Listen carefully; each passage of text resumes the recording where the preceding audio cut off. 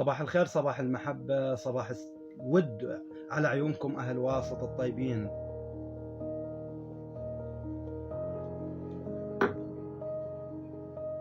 حلقة جديدة من برنامج شخصيات واسطية.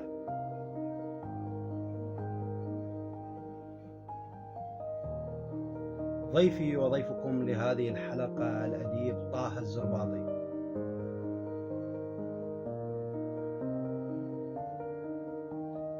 مكملين بعد بهاي الحلقة، ولكن بعد هذا الفاصل.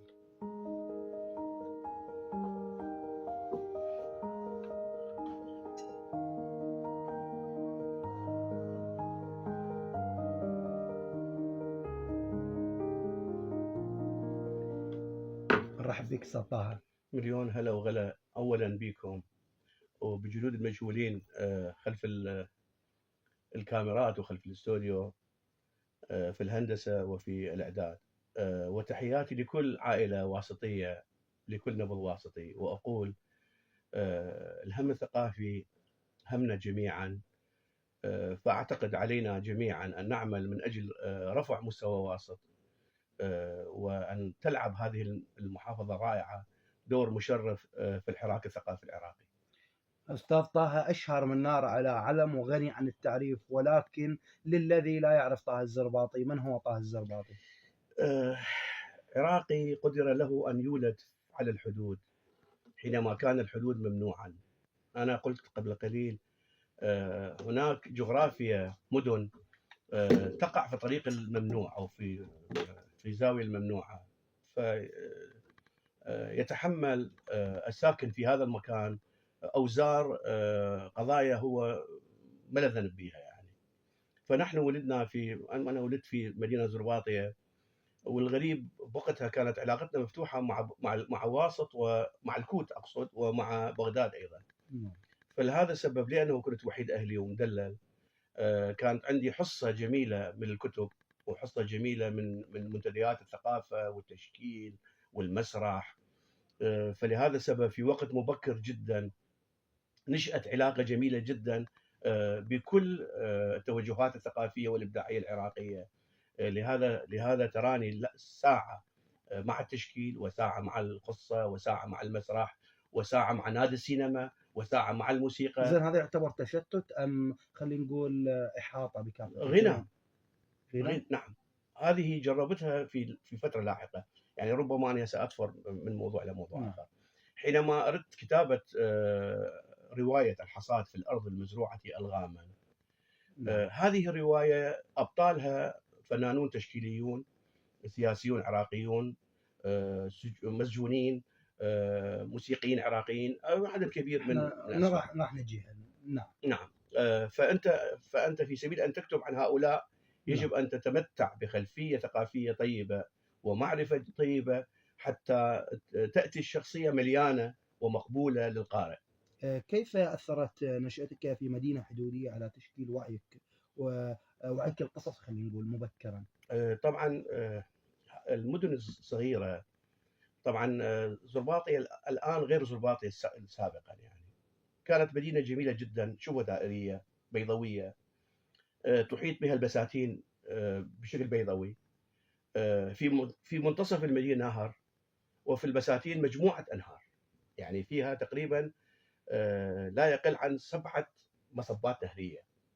هذه كلها كانت مليئة بالماء، بساتين، أصوات طيور، حمضيات، على نخيل، على يعني في عالم مليء. زين، انت انا صغير طبعا منعوني بحكم الدلال انه اعمل في البستان واعمل قضايا، يعني قضايا العمل اليدوي. لهذا السبب انا ودراجتي واحيانا راديو، اسمع موسيقى واتنقل بكل مكان، وبالبستان اصنع شلالات صناعيه. باي عمر بدات الكتابه؟ الكتاب هذه مشكله، انا حينما اقول في اي عمر بدات البعض يستغرب. صدق يا سيدي الكريم، انا قبل ان اسجل في المدرسه كنت ادندن مع نفسي قصائد شعبيه محليه باللهجه الدارجه قبل فتره طويله. يعني كنت احيانا ربما هذه القصائد اللي كنت تدندنها كانت خلينا نقول تسمعها لو تقراها؟ هي انا ما اقراها لان ما عندي قراءه بوقتها. نعم. ولكن كنت بيني وبين نفسي ما اعرف يعني ما اعرف يعني هي اكو مساله غريبه في النفس الانسانيه، انه انت في جو طبيعي و يعني فسحه من الحريه انا عشتها يعني حقيقه. هاي الفسحه اعطتني كثير اضافات. فلهذا السبب كنت يعني ادندن مع نفسي وانا في البستان، وكانما اني عندي عود ودلحن، والحقيقه ما عندي عود. يعني فاكو استعداد مسبق حتى قبل المدرسه. عندما تعلمت القراءه في وقت مبكر، يعني انا برابع ابتدائي، وهذا مفارقه. اكو مكتبتين في مدينتي، مكتبتين رسميتين، مكتبه حسينيه الزرباطيه اللي هي مكتبه بالطبيعه الحال طبيعه دينيه، ومكتبه المدرسه، وكانت مكتبه رائعه جدا. المدارس الان تفتقد الى المكتبه. اضافه الى انا كنت دخلي المالي جيد جدا وعلاقتي ببغداد طيبه جدا، فكلش طبيعي انه كل ما ارجع من بغداد معي مجموعه طيبه من كتب في الشعر والادب والروايه والمسرح. فهذه كلها اضافات مبكره يعني انا في رابع ابتدائي تقريبا للخامس كملت كل ما الفه شكسبير وترجم الى العربيه. الرابع او خامس؟ اي كان. فلهذا السبب كان عندنا اساتذتنا كانوا يختلفون، يعني اكو عندنا استاذ الله يرحمه استشهد بالظروف السياسيه العراقيه المختلفه، عامر العرجي. يعني عامر ايضا كان معلما رساما وخطاطا ومثقفا ورياضيا، فلهذا السبب كان يكسب كل الطلاب ويمنح لكل واحد حسب اهتمامه. الخطاط يخط وياه، احنا يعطينا كتب. يعني انا كان ينطيني، يعني اكو بعض الكتب في يوم من الايام قلت له انا حكيت لهم، قلت لهم انا قريت كل ما كتبه شكسبير، قال لي لا مو الكل. واذا به يجلب مسرحيه من مسرحيات شكسبير انا لم تمر عليه، استعرتها من عنده وقريتها. فلهذا السبب كانت فتره مليئه بالقراءه، مليئه بالتامل، ومليئه بالاذاعات. يعني انا كنت اسمع لاجواء مدينتي، اسمع مونتي كارلو وصوت امريكا واذاعه لندن واذاعه موسكو. لحد الان احنا نسولف عن طه القارئ، طه الكاتب، طه الاديب. يمتى حسيت انه، او اكتشفك احد، او انت حسيت انه طه عنده قلم كعده بوادر كتابه؟ هذه كانت يعني مبكره. احنا من حسن حظنا يعني مدرسي العربي ومعلمي العربي غالبيتهم لديهم ثقافه جيده جدا، واغلبهم يبحثون عن طالب مجتهد في مجالنا، في هذا المجال. فالكل مثلا انا كنت اكتب انشاء، يعني ملاحظه غريبه في المتوسطه. نعم. في بدايات المتوسطه، يعني ربما اول متوسط ثاني متوسط. في الثانويه لدينا اقرباء يعني من الجنسين اكبر مني عمرا، كانوا يكلفوني اكتب لهم انشاء. نعم. فحينما اكتب الانشاء، مدرس العربي في الثانويه وانا في المتوسطه يقول لهم هذا انشاء مو لك، من جايبه؟ فلاحقا صرت طالب من طلاب هشام توفيق الركابي، الروائي العراقي المعروف المرحوم. وفي اول درس انشاء طلب مني انشاء، كتبت الانشاء، قال لي طه هذا منين جايبه؟ انا انزعجت، قلت له استاذ، قال لي نعم. قلت له انا صار كذا سنه اكتب انشاء للغير ويمر عليك وتقول من لكم، فاتمنى ان تختار اي موضوع يعجبك خلي اكتب لك. فطلب مني اثناء الدرس موضوع، حينما اكملت الموضوع قرأ الموضوع. هي عباره عن قصه قصيره، وهي بالمصادفه كانت الحرب قائمه، حرب العراقيه الايرانيه، وكان احد اصدقائنا العائليين واحد اساتذتنا يعني راح اسير. فصار هو موضوع القصه. نعم. فكتب على الملاحظه هذه القصه صالحه للنشر لو رغبت. وذهب من ايدي واخذني للاداره، والاداره قال لهم يا اداره ثانويه بدره، هذه ولاده اديب عراقي جديد. وكان سعيدا بهذا الموضوع، وطبعا هذا اندفاع. لكن توجهي الفكري مشكله، انا كان توجهي الفكري مختلف، وعي مختلف. لم أكن أميل إلى أن أكتب عن القادسية وعن الحرب وعن صدام وعن كذا. ولهذا السبب صارت مفارقة، صار صمت لحد عام 2003 أكتب. نعم. وأضم وأقرأ، لكن تحتفظ بين الناس. نعم. زين، ما قيمة خلينا نقول الكتابة اللي تكون ذاتية؟ هل قيمة الكتابة بقراءتها بعدد قرائها أم بتعبيرها عن الذات؟ أي موضوع عدد القراء فيه مشكلة. يعني في يوم من الأيام كان العراقي الكل يقرأ. في يوم من الأيام كنت يعني حتى أشباه الأميين أو اللي متعلم تعليم بسيط، خلينا نقول مثلا الظروف ما خلته يكمل أكثر من الابتدائية، نعم. يقرأ. الآن مع الأسف الشديد، وربما هذا الكلام جارح، حتى الجامعي لا يقرأ، حتى صاحب الاختصاص لا يقرأ. يعني مثلا الطبيب يصبح طبيبا ولا يفكر أنه مثلا بالجانب الأدبي، في حين في زمان سابق كنا نلتقي بأعداد من الأطباء حين تدخل حوار أدبي معه تفاجأ بخلفية ثقافية مبدعة ورائعة. وبالمناسبة الإنسان، أي إنسان عدل، يعني لن أتحدث عن الأديب اللي هو واجب الأدب، أتحدث عن الجميع. أي إنسان إمكاناته الثقافية والأدبية والقرائية ضعيفة وكأنما يرى بعين ضعيفة، يحتاج إلى نظارات. يعني جمالية الإنسان أن ينظر إلى كل الأشياء وهو مثقف، سيكتشف أن النظرة إلى الأشياء تختلف جذريا طبعا عن نظرته وهو لا يرى. بالضبط هناك تجربة على اليوتيوب، طفل يعني حديث الولادة، نظره ضعيف، حينما يثبتون نظارات ويتفاجأ أنه يرى العالم بالضبط نفس الحلقة أنا أحسها بين من يقرأ أو لا يقرأ. بس طه، حاليا أبسط أو أقرب مثال المكتبة المركزية عندنا هنا بالمحافظة. لما تدخل المكتبة المركزية تلقاها شبه فارغة على قد الموظفين، وهناك قاع لطلاب المدارس يقرون، عداها المكتبة ما حد يدخل لها. هذه مشكلة. فهل الموضوع مؤلم من موضوع طبيعي انه لا لا وصل لا ليس. تطور الحياة لا لا هذا وعصر السرعة يملي علينا انه ترك لو كان الموضوع؟ التطور بهذا الشكل، اليابانيون ما زالوا في محطات المترو، في محطات القطار، في المطارات هناك مكتبات وهناك كتب صغيرة، وهناك طبعا هناك ملاحظة مضحكة نعم. بالمناسبة، شيء بشيء يذكر. نعم. أنا هاي المجموعة الشعرية نعم. طبعتها بهذا الحجم. لماذا؟ لماذا؟ هذا الكتاب يعتبر كتاب جيبي. نعم. طبعا هو مكلف أكثر من الكتاب العادي الأكبر حجما، وغلافه مكلف أكثر. نعم. والأديب العراقي الآن من جيبه الخاص يعني ينتج الكتاب ويوزعه بلاش أي طبعا، نسولف عليه. وهذه مشكلة كبيرة أيضا. فهم جميعا يطبعون كتب بهذا الحجم، كتب جيبية، كي يسهل على اللي القارئ والمتلقي. على الذي ينتظر المترو، على الذي ينتظر الطائرة، على الذي ينتظر السيارة الباص، بإمكانه في محطة القطار يقرأ.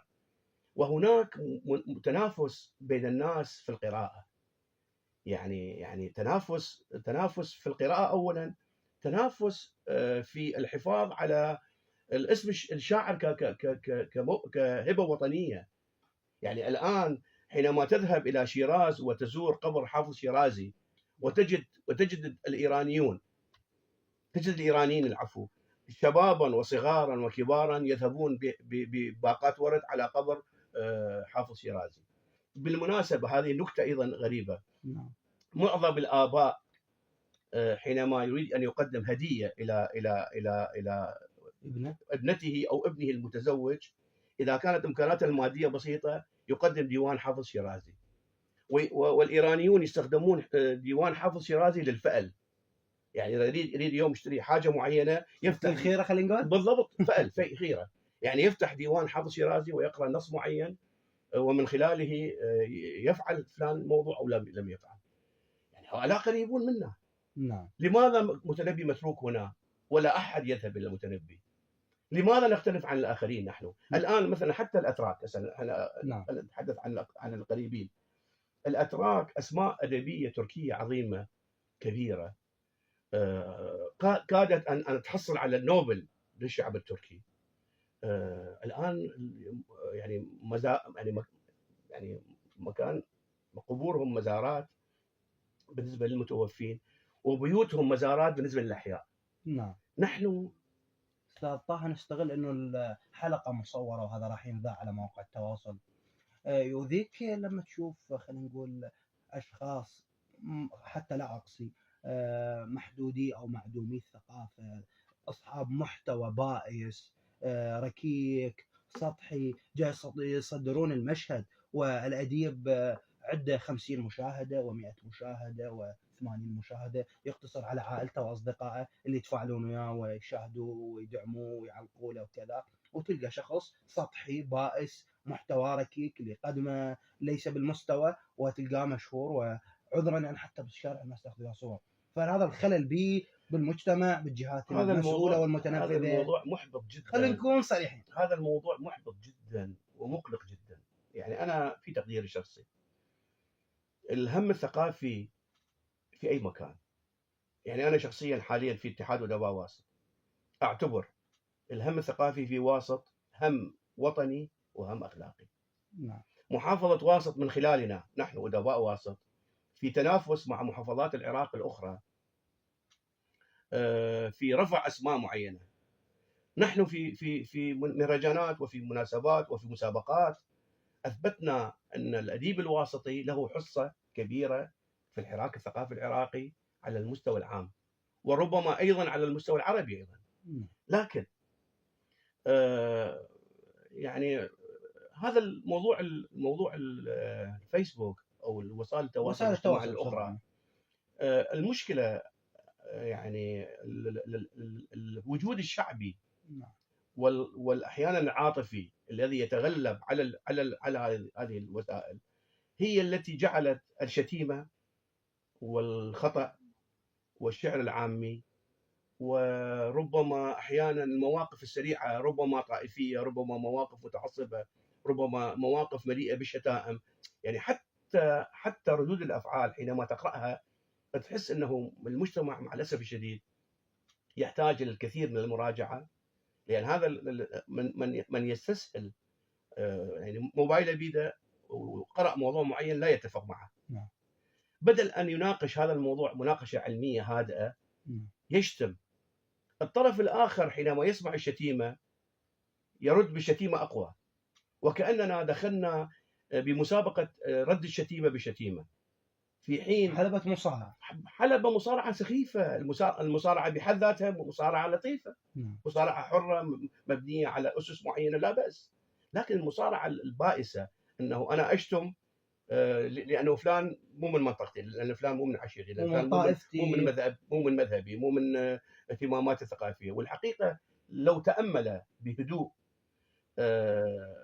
هذا الموضوع لوجد أنه ما محتاج هذا الموضوع إطلاقا إلى هذا التشنج، ولا يحتاج إلى يعني مواقف الحساسة جدا. يحتاج إلى القليل من الروية والهدوء. تحتاج القليل من الروية، تركك ترتاح. فاصل قصير ثم نرجع.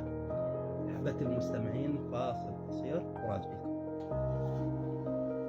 من جديد. نجدد الترحيب بكم أحبتي المستمعين، نجدد الترحيب بك أستاذ طه. مليون هلا وغلا بكم بالمستمعين اللي هسه دخلوا علينا جديد إن شاء الله. أكيد كل التحية لكل مستمعينا. خلينا نقول كانت حتى الأغاني هادئة. الآن عصر السرعة والصخب، عصر العشوائية، شو تسمي؟ ليس في العراق فقط. يعني أنت لو تدرس الآن تاريخ مصر مثلا، مصر هي الأولى بالإبداع العربي فنيا، أقصد في الجانب الموسيقي في الأقل. يعني سبعينيات القرن الماضي في مصر وفي سوريا وفي العراق وفي الخليج مثلا أنتج كم هائل جدا من القصيدة جميلة جدا. يعني من يستطيع أن يقلد أو ينافس البنفسج المقير مثلا؟ من يستطيع أن ينافس مثلا من غير لي؟ يعني احتفال موسيقي بحد ذاته. أنت الآن إذا سمعت من غير لي، من غير كلام، تتمتع، وإذا سمعت بكلام من غير موسيقى تتمتع. لو سمعت مسوية نعم، يعني معناه أنه الشاعر والملحن والمؤدي كلهم أبدعوا كل من في عمله المختلف. وما يخص الأدب قلنا الموسيقى هسه صارت صخب وكذا، بما يخص الأدب، الرواية، القصة، الأدب لا. هل حافظت على حافظت، نعم حافظت، ولسبب. الأغنية هم عام نعم. شعبي وللنخبة، فعادة تتغير حسب المزاج الشعبي. لكن الرواية والشعر والقصة والمسرح تقريبا عمل نخبوي. يعني لهذا سبب يعني مثلا معرض فن تشكيلي ضيوف المعرض عادة قليلين. من يأتي إلى المعرض متذوق، يفهم في اللون، يعرف لماذا الفنان استخدم اللون الفلاني بدل اللون الفلاني، وكيف أنتج لونا جديدا من مداخلة أو خبط عدة ألوان في سبيل إنتاج لون معين. هذا ينطبق على الأدب والرواية الآن، لا سيما بعد سقوط الطاغية العراقي. الكثير من الأدب خرج من سجنه، من ممنوعه إلى العلن. الآن الأدب العراقي رواية وشعرا ومسرحا، على الرغم من وجود إسفاف في بعض الجوانب، لكن رائعه كثير ومبدعه كثير، وما زال رائعا وكبيرا. نعم القارئ رجع إلى الوراء. المشكلة في الأدب حينما يقف سوق الشعبي، يعني أنت الآن المنتج ماله كتاب، الكتاب لا يقرأ أي لا يشترى. يعني معناه الأديب حينما يؤلف كتاب ليس له مشتري، معناه ماكو مردود أكيد. فضلا عن هذا على الجانب المادي، يقطع من لقمته، لقمة عائلته. هو بالتالي الأديب هو بسيط، يقطع من لقمة عائلته ويطبع كتابا ربما حتى أهله يسمعونه الكثير من العتب. أكو أولويات أخرى في البيت أهم من هذا الموضوع، ويوزع الكتاب. لكن أنا أجد مثلما المناضلين الذين ضحوا لأوطانهم أسماء محدودة، مثلما الأبطال الكبار الذين خلدوا اسم الوطن أسماء محدودة، الأدباء أيضا أسماء محدودة. هذه تضحية. ليس كل الآخرين لديهم استعداد ووعي أن يضحوا من أجل أوطانهم بهذه الطريقة. أستاذ طه، هذه الورقة وهذه القلم، إجاك الإلهام اليوم لأن تبدأ بكتابة كتاب. من أين ستبدأ؟ وما هي مراحل الكتابة حتى يصل حتى يصل المنجز إلى كتاب مطبوع؟ لا أدري. أحيانا شوف، معظمنا نحن الشعراء وربما عوائلنا يعرفون هذا الموضوع. لسنوات طويلة القلم والورقة بجانبك. أحيانا في حلم يقظة أنت تكتب نصا أو يولد نص. صدق لو أجلت كتابة هذه الفكرة لساعة واحدة لن تجد الفكرة كما كانت. لهذا السبب لإما أن تنقذ الفكرة أو القصيدة اللي ولدت، أو أن تكتب قصيدة ظل للقصيدة الأولى. لهذا السبب مثلا أنا تجربتي في الحصاد في الأرض المزروعة الغامة. الحصاد في الأرض المزروعة الغامة رواية صعبة.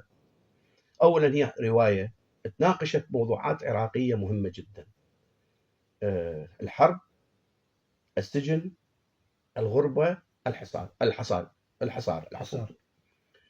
كلها عاشها العراقي. هذه الأربعة عاشها الفقير والمثقف والمبدع والإنسان العادي. لهذا السبب دخلت إلى السجن بمعنى السجن السياسي، والجرائم الكبيرة التي يعني يندى لها جبين البشرية. هناك إجرام بحق سجناء لا يستحقون هذا الإجرام بحق. وهناك أيضا يعني شوف، في ليلة من الليالي كنت أكتب على اللابتوب لوقت متأخر. عندي طيف ابني الآن طالب سنة سادسة كلية الطب، ربي يحفظه، يراقبني من أكتب. اجى كان مو لابتوب، بعد ما جاي كان ديسكتوب. نعم. فاكتب قصه دخلت في عالم البطله اللي سأتحدث عنها، واذا بي ابكي. البطله مهندسه زراعه، زوجها مهندس زراعي مسجون، في سبيل ان يجبرون الزوج للاعتراف جاءوا بزوجته واعتدوا عليها 21 شخص يدخل عليها قدام زوجها. طبعا انا ما اعرف من جاني، يعني كان اكو جهه معينه، الهام خارجي وجه الموضوع بهذا التوجه. يعني قبل ساعه انا ما كان ببالي احداث الروايه تتجه بهذا الاتجاه. لاحقا السيده المعتدى عليها والرجل الذي في السجن، الرجل كل التعذيب ما قتل الاعتداء على زوجته امامه، وهذه وحشيه قبيحه، ما علاقه زوجتك بافكارك. هذا واحد. حينما خرجت من السجن الزوجه كانت حامل بشكل غير شرعي من جراء الاعتداء الاغتصاب، فتصل الى مرحله تحرق جسدها مع الطفل في بطنها باعتبار ولاده غير شرعيه.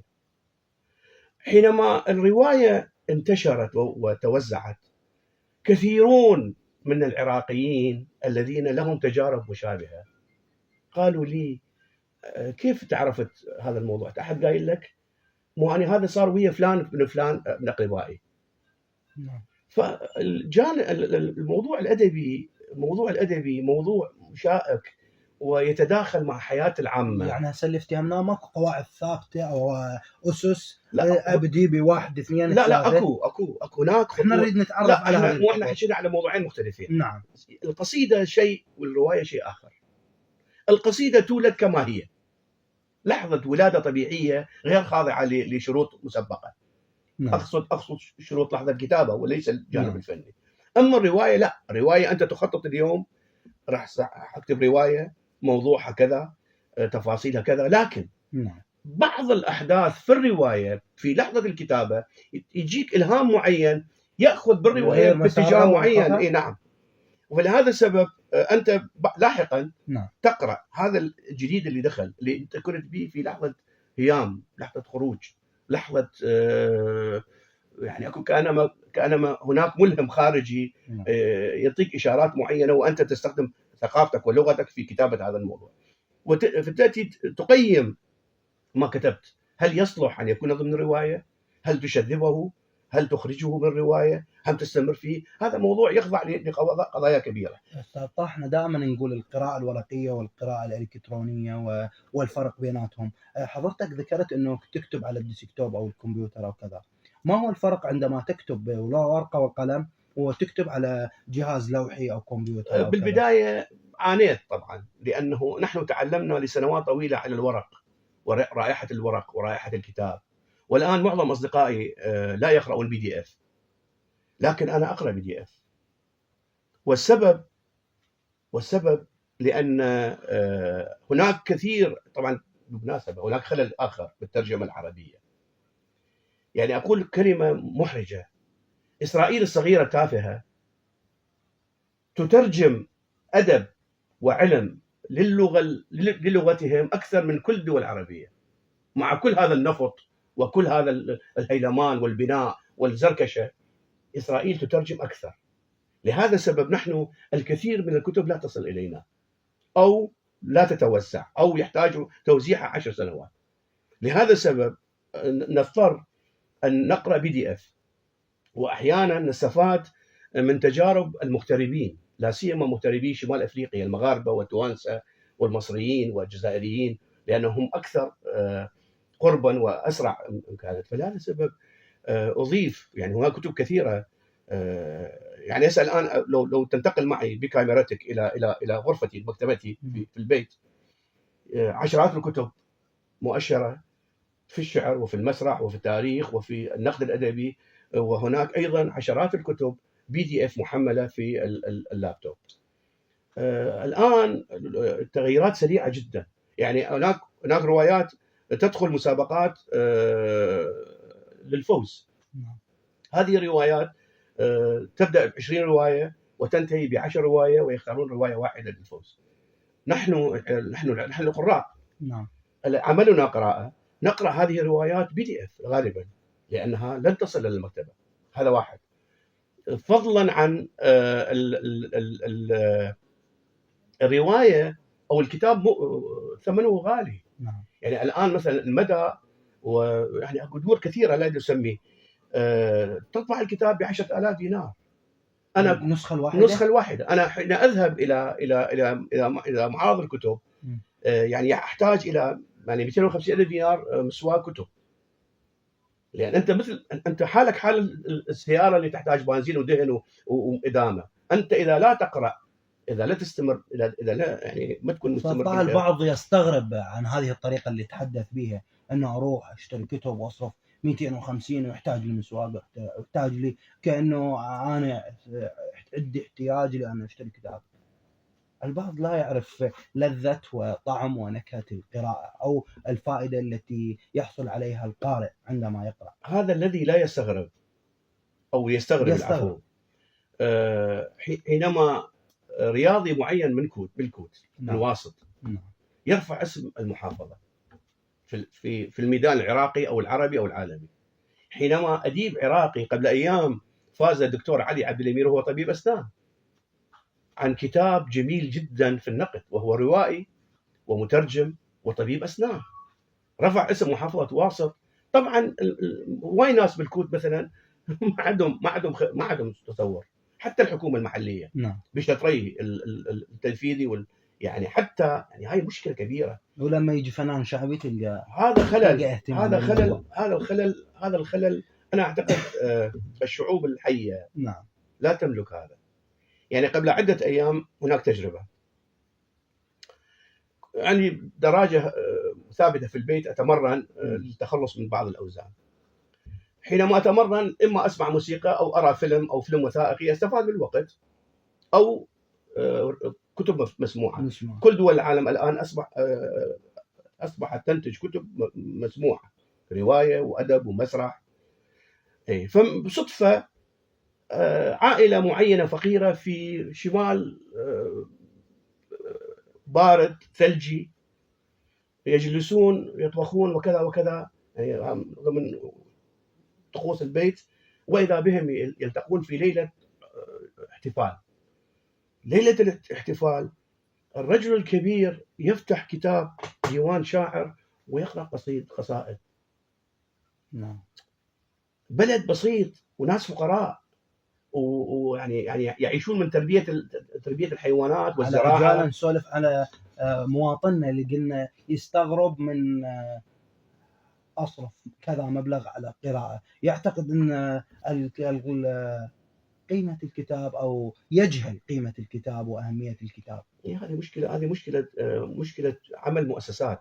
أنا أعتقد مع الأسف الشديد الدولة العراقية ما بعد التغيير كل دول العالم تخصص مبالغ معينة للجانب الثقافي. تدخل مسابقات في المسرح وفي السينما وفي الموسيقى وفي الرواية وفي القصة وفي الشعر، وتدخل مسابقات لأجل رفع قيمة هذا البلد. يعني أنا أحكي لك تجربة. هناك روائي برتغالي اسمه ساراماغو. ساراماغو لديه رواية اسمها العمى. بالصدفة رواية العمى بجهد شخصي أخذ عليها جائزة نوبل. حينما أخذ عليها جائزة نوبل، أولا عشرات كليات الآداب في جامعات العالم أدخلت اللغة البرتغالية إلى منهاجها الدراسي. عشرات المترجمين من دول مختلفة ترجموا رواية العمى لساراماغو. ساراماغو صار مشهورا أكثر من رئيس البرتغالي. وحينما روح الشعبية حست أن هذا ساراماغو، هذا الإنسان البسيط الذي كان لا أحد يسأل عنه، هذا الذي رفع اسم بلده، صار اسما على علم، نارا على علم. هذه نحن نحتاج إليها. شعبنا عاطفي، شعبنا رائع، ناسنا رائعين ترى. بس المشكلة وين؟ المشكلة أنت بالمدرسة وفي الشارع وفي المؤسسة الحكومية، حينما لا تشجع المواطن العادي على القراءة، حينما لا تضع في المدرسة مكتبة ضخمة، حينما لا توزع الكتب على الطلاب، ساعة استراحة يقرأ كتابا كيفما كان وتسأله. قاطعك. بذكر المدارس وبذكر المناهج، نشوف مناهجنا العراقية تفتقر للاحتفاء بأدبائنا بكتابنا. يعني عذرا مع احترامي لكل القائمين أو المسؤولين عن المناهج، ولكن أنا ما أحتفي بكاتب عراقي، أجيب كاتب عذرا أجيب كاتب سوري لبناني كذا وأشرح سيرته الذاتية في كتاب الأدب، وأترك الكاتب والأديب والمبدع العراقي. والله يا سيدي أنا هذه تحز بداخلي، وأنا لا أنتمي لوسطكم. أنا أو لحد الآن إذا يجيب اسم سوري ولبناني وعربي وغير عربي أنا مو مشكلة عندي. نعم. أن تحتفي بالأدب لا مشكلة، لكننا لا نحتفي. يعني المشكلة يعني أكو ظلام، وأكو ظلام دي يولد ظلام آخر. يعني احنا قبل كم يوم، انا اسف يعني عندنا تجربه واحكيها للواسطين الاعزاء، وادعوهم الان انه كلنا نساهم في انجاح مثلا المهرجانات الثقافيه حتى نثبت انه احنا مؤقت. يعني احنا قبل كم يوم كنا في تجربه في مهرجان، كنت في مدينه الناصريه وبالتحديد في سوق الشيوخ.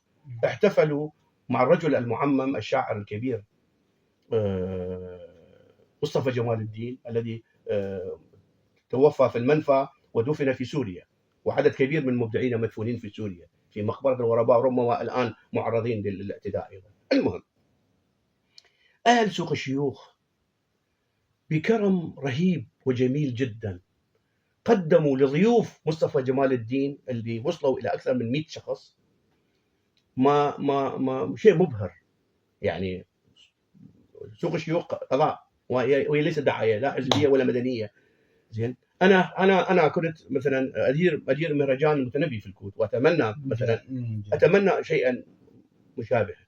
فالعراقي طيب ورائع لو وجهته بشكل سليم وتلمس النجاح الابداعي سواء في الشعر وفي القصه وفي الروايه وفي الموسيقى وفي المسرح وفي السينما.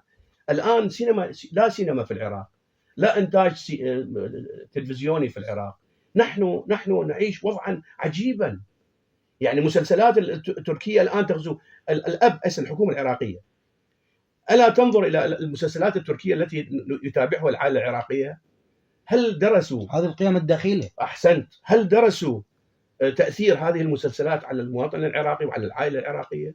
جاي نلمسها على ارض الواقع، هذه الجرائم اللي جاي تصير، حالات عذرا يعني مرات حالات كثيره البرنامج صباحي لا يتحملها. اذا العلاج ان ابدي بمحليتي. نعم، اعتز بهويتي الثقافيه. نعم. الفكريه. نعم. الادبيه. السيد الكريم، الهويه الوطنيه مسألة كبيره جدا. يعني كثيرون يعني انا في يوم من الايام اتحدث، كنا في مهرجان قلاويش في السليمانيه. نعم. اتحدث مع عدد من الادباء الارمن. نعم. عن اديب ارمني معين. حينما عرفوا انه انا اعرف هذا الاديب او قاري له مترجم، فاجئوا واحتفلوا معي. هناك نهوض للروح، شو اسميه، روح وطنيه، روح محليه. استاذنك استاذ طاهر، ذهب الى فاصل قصير ومن ثم نراجع. فاصل ونواصل المستمعين. من جديد نجدد الترحيب بكم احبتي المستمعين، ونجدد الترحيب بضيفي وضيفكم الكاتب والأديب طه الزرباطي. أهلا وسهلا بك. هلا أستاذ طه، بذكر طه الزرباطي علينا أن نذكر اتحاد الأدباء فرع واسط، وللدورة الثالثة طه الزرباطي هو رئيسا لاتحاد الأدباء فرع واسط. خلينا نقول شنو السبب اللي طه الزرباطي للدورة الثالثة هو رئيسا للاتحاد؟ هل إيمانا بمثقفي وأدباء واسط، إيمانا منهم بطه الزرباطي، أم ماذا؟ بالمناسبة أنا شخصيا أنا أعتبر الحراك الثقافي واجب أخلاقي ووطني على طه الزرباطي وعلى أدباء واسط وعلى محافظ واسط وعلى حكومة واسط بشقي وعلى كل مواطن واسطي. الآن الكتاب الواسطي حينما يفوز بجائزة لا يفوز الكاتب فقط. كل أهل واسط من أقصى قرية إلى مركز المدينة هم جزء من هذا الفوز. لو فكرنا نحن الواسطيين بهذا المستوى سنجد أن كل فوز، كل ميزة هي ميزة الواسط.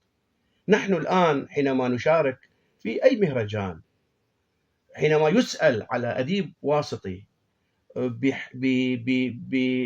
في كتاب وفي مجلة، طبعا بالمناسبة أدباء واسط كثيرون النشر، كثيرون الانتشار، سمعتهم الأدبية والفنية طيبة جدا، هم جزء فاعل من الحراك الثقافي. لهذا السبب يعني أنا أعتقد يحتاجون دعم من الكل. نعم. للآن الاتحاد الوحيد الذي ليس له مقر هو اتحاد أدباء واسط، وأتمنى السيد المحافظ لو يسمعني الآن أكيد إن شاء الله نعم. يوصل صوتك له. يعني مهرجان المتنبي في يوم من الأيام، يعني لحد عام 2020 محافظتان فقط في العراق لهما مهرجان المربد في البصرة ومهرجان المتنبي في واسط. والحقيقة هناك أسماء لعبت دورا مشرفا في دعم الاتحاد لإقامة مهرجان المتنبي، بدءا من الوزارة وصولا إلى المحافظة، إلى مجلس المحافظة، إلى جامعة واسط، وإلى أسماء في المحافظة. أنا أذكر بكثير من الإعجاب والتقدير الأستاذ حيدر الجصاني الذي كان معاونا لمحافظ واسط، الذي كان يشاركنا في استقبال وفود واسط وللآن يسألون عنه. أنا أعتقد هذا الحراك الأدبي والثقافي ليس خاصا بي أنا لا أملك إمكانات، أنا لا أملك إمكانات مادية، أنا أملك إمكانات خدمة، أنا أركض معي بسيارتي، بكتابي، بوعي، بقلمي، بوقتي.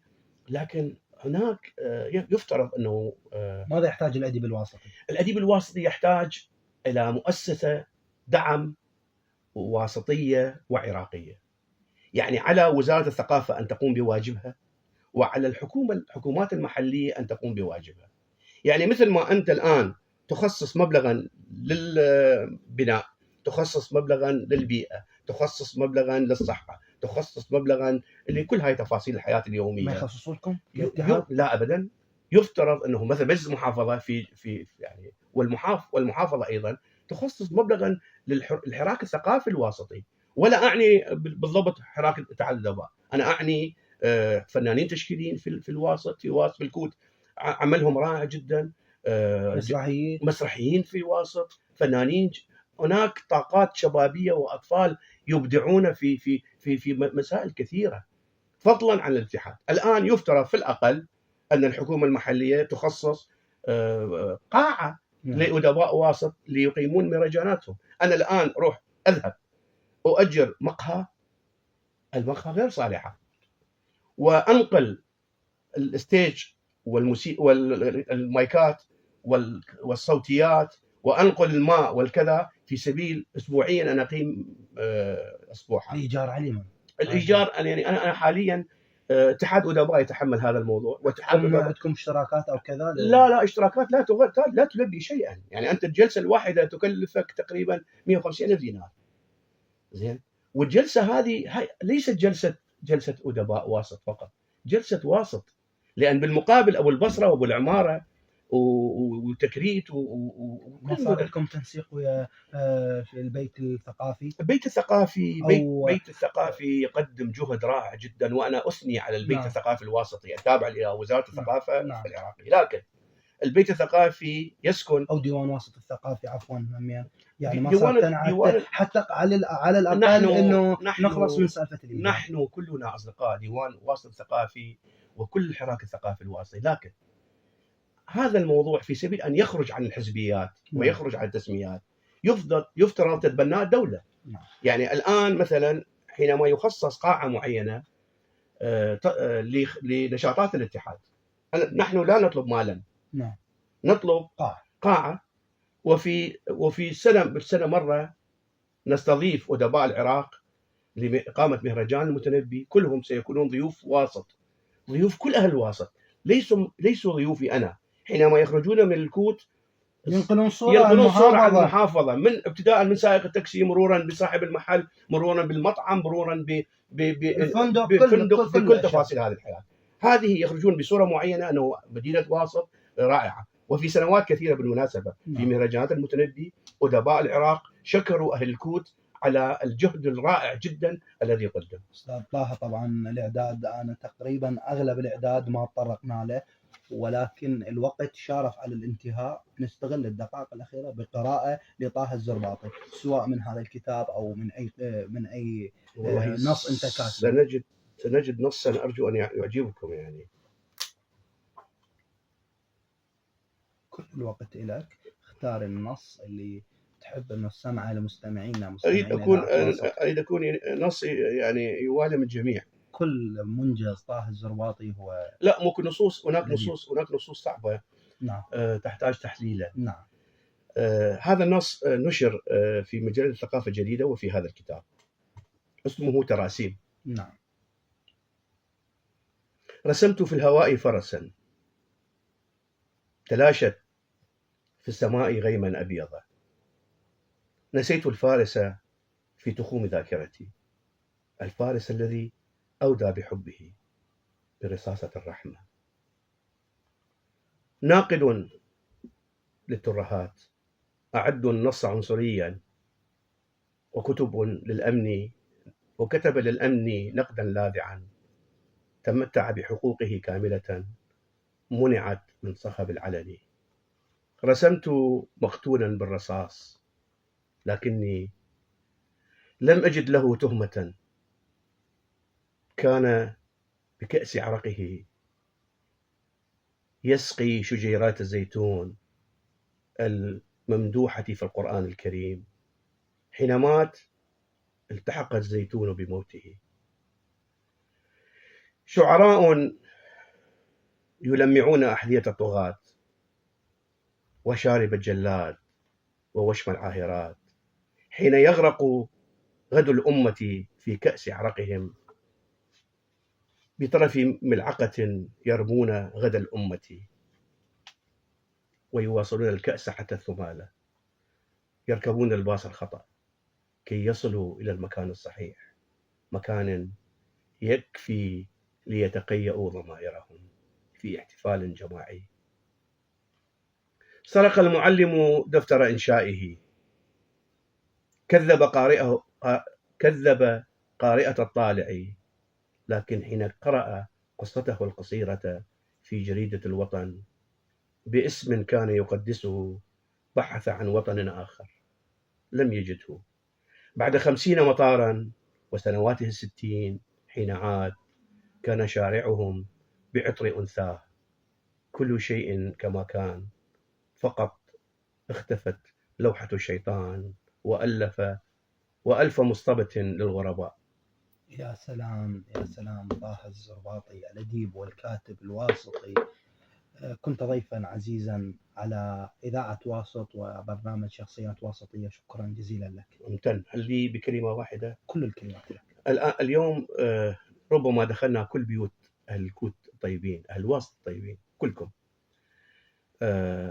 أمانة الحراك الإبداعي الواسطي جزء منا جميعا، من الفلاح والموظف والمتعلم والأديب والموظف وقادة هذه المحافظة على المستوى الإداري. فأتمنى للجميع أن يدركوا أننا نعمل من أجل مدينة أجمل، ومدينة لا تقل أهمية إبداعا وجمالا عن كل محافظات وطننا.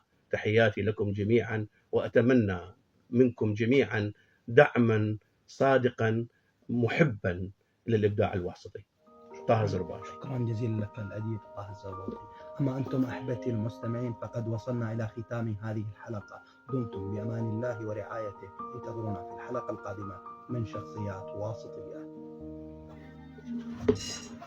أكتب لك إهداء. أكيد.